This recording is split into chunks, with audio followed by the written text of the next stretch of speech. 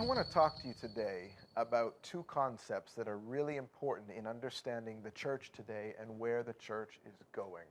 The first phrase or term I'd like to give you is pulpit-driven church.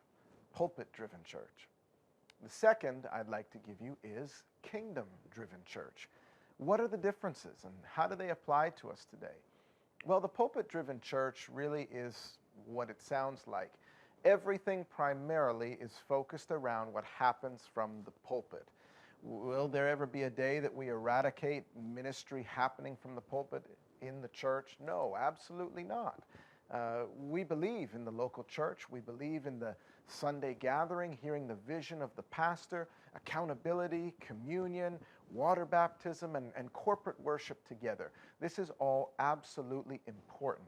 But it's amazing that we ever thought we could fulfill the Great Commission just by gathering in a building once or twice a week. That's just not enough to change nations. The pulpit-driven church really says a few things that, if taken to the extreme, can be a little unhealthy.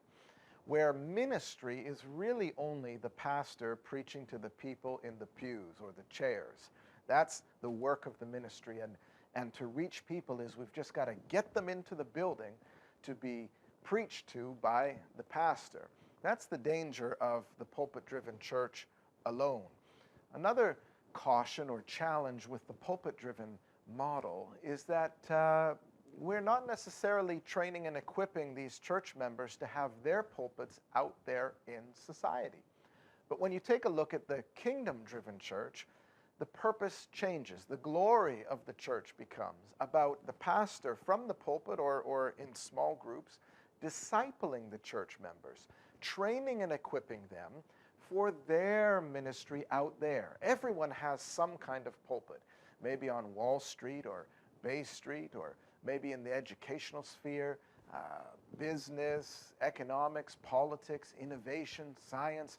Everywhere you place your feet as a church member, somebody, let's not even use member, but someone who attends church and is a believer, that's your place where you are called to bring the kingdom. In fact, I like to say that term a little differently.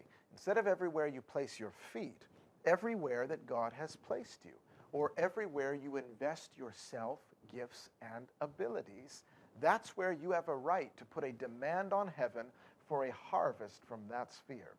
When the local church understands that it can actually be a catalyst and force of transformation in culture, that's when we begin to see that the real glory of the local church is we can take baby Christians, turn them into mature sons and daughters, and then send them out. I've actually had the privilege of seeing this in my own life and ministry, which is why we founded the History Makers Academy, where we train kingdom people to bring the kingdom out there. You know, God doesn't just want your church to worship him. He wants your city to worship him. It's not about how many people you can get in a building to hear you as a pastor preach from the pulpit, as good as that is. It's about how much kingdom can we get out there beyond the four walls, no matter what our church numbers in. A lot of people don't know that Jamaica, for example, has the most churches per capita of any nation. Yet still, as a nation, is challenged by systemic poverty, fatherlessness, crime, corruption.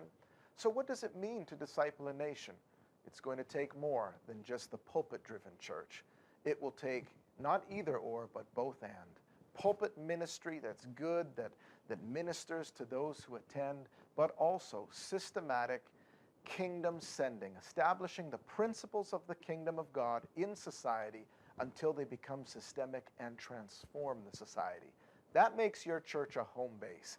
That makes your church an embassy from which ambassadors will go out and transform the kingdom. I'm getting so excited just talking about this because it gives every church member a responsibility.